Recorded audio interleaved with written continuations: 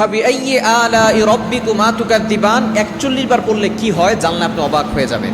পবিত্র কোরআন কারীমের অন্যতম একটি আয়াত হচ্ছে ফাবিআইয়ি আলাই রাব্বিকুমা তুকাদ্দিবান।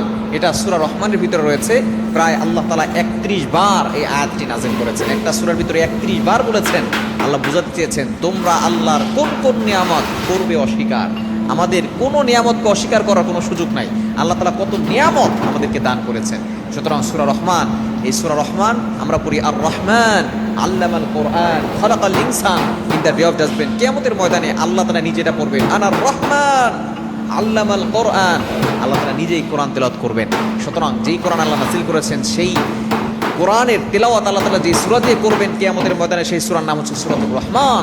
আর এই সূরা রহমানের ভিতরে যে আয়াত বারবার এসেছে সেটা হচ্ছে ফাবিআইয়ি আলাই রাব্বিকুমা তুকাদ্দিবান। এই ফাবিআইয়ি আলাই রাব্বিকুমা তুকাদ্দিবান বললে কি হয়? এক নাম্বার, যদি আপনি ফাবিআইয়ি আলাই রাব্বিকুমা তুকাদ্দিবান 41 বার করে দোয়া করেন আল্লাহ তাআলা আপনার দোয়া কবুল করে নেবেন।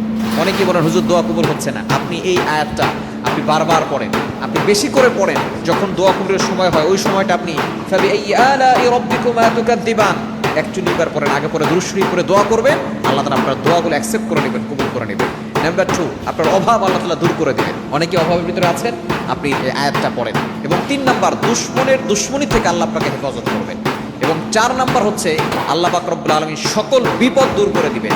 এবং 5 নাম্বার, আল্লাহ পাক রব্বুল আলামিন আপনাকে অগণিত নিয়ামত দান করবেন, অসংখ্য অগণিত নিয়ামত দান করবেন। কারণ আল্লাহ পাক রব্বুল আলামিন কিন্তু নিয়ামত দেওয়ার মালিক। সুতরাং এই আয়াতের ভিতরে অনেক বরকত রয়েছে। ফাবিআইয়ি আলাই রাব্বিকুমা তুকাদ্দিবান, তোমরা আল্লাহর কোন কোন নিয়ামত করবে অস্বীকার। আমরা কিন্তু আল্লাহর কোনো নিয়ামত অস্বীকার করতে পারবো না। সুতরাং এই আয়াতটা পড়ে যদি আপনি দোয়া করতে পারেন দোয়া কবুল হবে, বিপদ দূর হবে, অভাব দূর হবে, আল্লাহ তাআলা নিয়ামত দান করবেন, বরকত নাজিল করবেন। শুধু তাই নয়, দুশমনের দুশমনি থেকে আল্লাহ তাআলা আপনাকে হেফাজত করবেন।